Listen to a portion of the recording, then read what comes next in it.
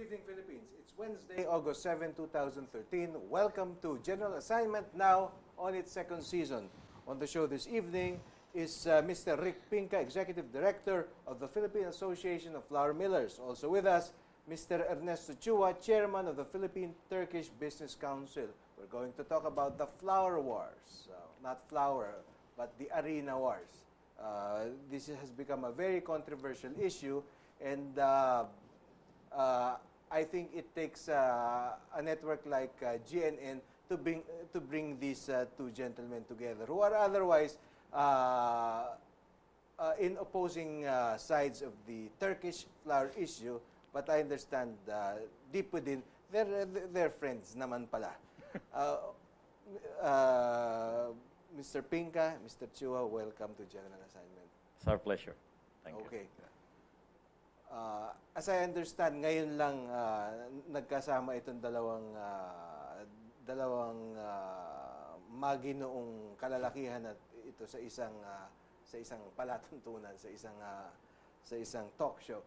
Okay, let's start off with you, Mr. Pinca, Boss Rick. Bakit ba ganoon na lang ang pag-oppose ng Philippine Association of Flour Millers, otherwise yung local flour millers, dito sa pagpasok ng arena na galing sa Turkey? Let me correct the statement there. Okay. We are not opposed to the entry of Turkish flour. Mm-hmm. Okay? What we are opposing is the entry of dumped flour, Turkish flour, at dumping rates, at dumping prices to the Philippines. Mm-hmm. Because Kahit na sa, okay. alam mo, wine-welcome namin ang competition.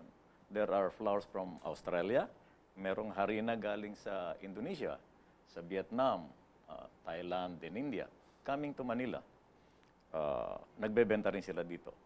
Pero yung iba, hindi sila napapakababa ng presyo dahil dumping prices. Now, what is dumping? Dumping ay yung kapag nandun ka sa iyong bayan, no, halimbawa sa Turkey, ang presyo ng harina mo doon ay 600 pesos per bag. Tumbas ng 600 pesos. Okay. Dapat, kung papadala mo yan dito sa Pilipinas o sa ibang bansa man, ganon din ang presyo mo, 600 pesos O per medyo bag. mas mataas ng konti dahil Medyo tataas ng konti dahil meron ka pang freight and so on, mga other gastos. But In-import. normally, dapat pareho ang iyong wholesale price. hindi kalayo. Hindi magkakalayo. Ganon ang ginagawa ng Indonesia, ganon din ang Vietnam. Pero sa Turkey, hindi. Kung 600 ang presyo nila sa Turkey, dito ang benta nila umabot ng $250 lamang per metric ton. No? Ganon, no? Sa halip na $600 per So metric ton. mga No? Kalahati, less than half, 46%, sometimes 56%, sometimes 36% lower than their selling prices in Turkey. That's why we are complaining about that. That is a violation ng WTO rules. And we believe that we should stand against it and that we should only allow the entry of imported goods at fair values. Kung gusto ng Turkey magpadala dito at fair value, they're welcome, just like we welcome the Australians, the Indonesians, and the Vietnamese. Welcome din sila, but they should follow the rules. So gano'n naman pala, talagang kinokontra nyo, in other words, is yung dumping lang. Yes. Hindi yung, hindi kayo takot sa kompetisyon. No. Wala sa, No. Okay, Mr. Chua, ano naman ang stand dito ng grupo nyo, no? Mga importers. Pero you're also the chairman of the Philippine-Turkish Business Council. No? So medyo mas malawak yung sakop nyo. Pero medyo mag-zero in tayo dito sa importasyon ng flour. Totoo ba na ito dinadump sa hindi reasonable o predatory pricing ang minsan ginagamit nila dito sa ating bansa? Hindi ho totoo yun. Kasi ang totoo nga niyan, yung sinasabi niyang mas mataas ang presyo ng harina sa Turkey kumpara dito sa in-export nila, dahil hindi ho parehong klase ng harina. Yung mga ginagamit ho sa Turkey, karamihan ho yun hard flour. So in other words, ginagamit ho yung paggawa ng tinapay. Hard flour. Hard flour, no? Okay. Kasi Para malaki ho, pandesal, okay. kahit na ho dito, ang hard flour, kaya yung soft flour, malaki ho diferensya nun mga 20%. Kung ang average nyo hard flour dito, mga 900, So yung mga soft flour nila, 750. At meron pa huli silang mas bababang presyo na mga 620. Yun ang tinatawag nilang fighting brand. No? So, hindi apple to apple ang sinasabi nila eh. Kasi ang Turkey nag-harvest ng mga 20 million tons of wheat every year na sariling gamit ho nila yon. So ang ine-export ho nila yung galing sa Russia at Ukraine na meron silang incentive na pag ang exporter ng harina from Turkey ng 100 million tons, let's say, meron silang right na mag-import ng 1.5 times ng in-export nila na So tax-free nag-import sila, in other words, ng flour from Russia, ng wheat. ng wheat, okay? Tapos, Minimil ho nila, Oo. pagkatapos in-export ho sa atin. paano napapababa ng presyo ng Ang- ganun? According to Mr. Pinka, mga less than half, no? Hindi naman less than half po yun. Siguro mga kababaan. Kasi ibang presyo ng wheat sa Black Sea area kaysa sa US. Parang ano ho yun parang bigas Kung bibili kayo ng California rice compared to Vietnam rice, mas mahal ho talaga yung bigas sa Amerika. At yung sa Vietnam, siyempre mas mura ho yun dahil less developed country sila. Ang cost of production ho nila mas mababa at ang standard of living nila mas mababa rin ho. So, itong style nito, parang dati yung nag-encourage tayo ng export ng garment So, itong mga manufacturer ng garment, inaalaw tayo ng gobyerno na mag-import ng tela. So, yung telang, tax-free ho yun pag ginawa nilang pag-export ng garment. Ganun ho din ang konsepto ng Turkey na pwede kayo mag-export at ng harina. So in other words, sinasabi niyo yung costs ng pag-mill sa Turkey, mas mababa. Yung buong production cost nila, mas mura kaysa dito sa Pilipinas. So, siguro because of economies of scale or something? Mas mura dahil unang-una ho yung trigo mababa. So yung raw material mababa. Mababa ho. Pagkatapos, ang maganda ron, yung itong trigo, Okay. pag 75 ang extraction, normally 75% Mhm. Pagkatapos yung iba naman, madarak na ho yun Okay. So, ang presyo ng darak doon, maganda rin sa Turkey. Ginagamit ho sa livestock Mga piggery, mga poultry. So, maganda ho ang presyo. Pagkatapos, ang maganda ron, marami silang import na container na walang laman paglabas papuntang Asia. So, nakukuha ho nila ng mura. Pero it's interesting, Mr. Chua, na nabanggit niyo yung local textile industry dahil kung kakausapin mo naman sila Mr.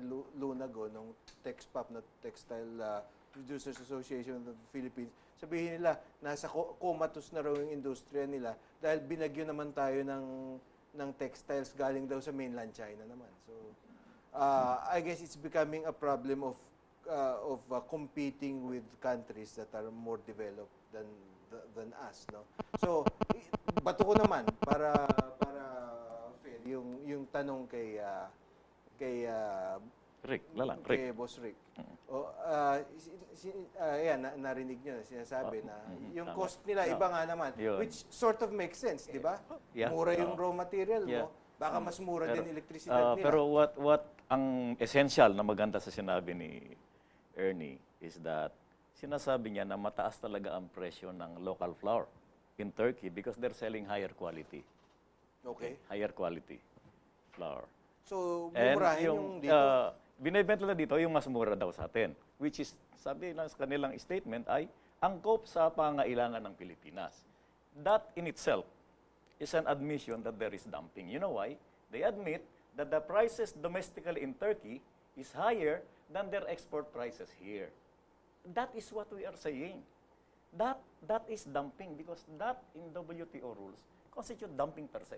Pero hindi ba maraming produkto, sir? May tinatawag na Class A, Class B, Class C. Tama yun, Ganun tama. sa China, no? Yeah. Meron din, So, kasi meron ding hard flour, meron ding soft flour. So, meron ding binibenta ritong hard flour at meron ding soft flour. In both cases, mas mataas ang presyo nun sa Turkey kaysa sa Pilipinas. aha. So, we say, and we thank them for stating this in their press statements, that prices in Turkey are higher than the materials that they send to Manila because they say they have better quality there and they sell lower quality here. Now, WTO does not distinguish between higher quality or lower quality. It just says flour to flour, milling wheat to milling wheat, food flour to food flour. Ganun lang ang classification eh. Pareho ng tariff heading.